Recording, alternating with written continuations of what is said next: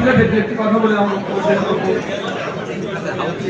বিশেষ করে এখানে আজকে গণমাধ্যম সাংবাদিক ভাইদের ধন্যবাদ জানাবো, অভিনন্দন জানাবো। এই কারণে আমরা দেখেছি এই প্রেসিডেন্ট সরকার আমাদের সাংবাদিক মহল বলেন, গণমাধ্যম বলেন, মিডিয়া বলেন, স্বাধীনভাবে কাজ করতে পারে।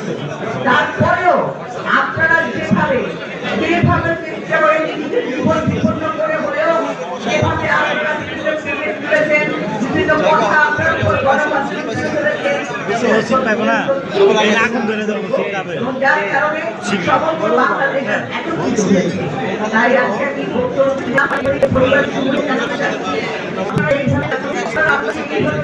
আমি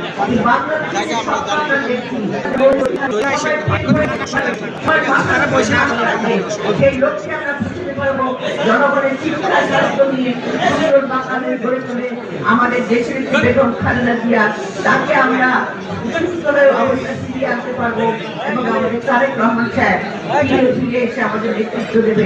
আমরা বিএনপি পরিবার, বিএনপি একটি সেল যাদের কাজ খুমপুর পরিবার এবং 24 আন্দোলনে নিহত আহতদের পাশে দাঁড়ানোর লক্ষ্যে আমরা তাদের পাশে দাঁড়িয়েছি। বাংলাদেশের এই প্রান্ত থেকে প্রান্ত আপনারা আমাদের যে সহযোগিতা করেছেন, এই সহযোগিতার জন্য বিশেষ কৃতজ্ঞতা জানাচ্ছি। সমাজের এই সুবিধা বঞ্চিত মানুষ, তিনি শিক্ষার ক্ষেত্রে সুবিধা বঞ্চিত বা স্বাস্থ্যের ক্ষেত্রে সুবিধা বঞ্চিত কিংবা নীতি এবং নৈতিকতা মানবিকতা থেকে অথবা আইনের কাছ থেকে তিনি সুবিধা বঞ্চিত, এই ধরনের সুবিধা বঞ্চিত মানুষের পাশে বিবৃতকারী হিসেবে নেপথ্য থেকে রাজনীতিকে একটা ভিন্ন ধারার একটা ভিন্ন মান দেওয়ার জন্য যে আপনার প্রচেষ্টা চালাচ্ছেন জনাব তারেক রহমান, তারই একটি উজ্জ্বল প্রমাণটি হচ্ছে আমরা বিএনপি পরিবারের কথা।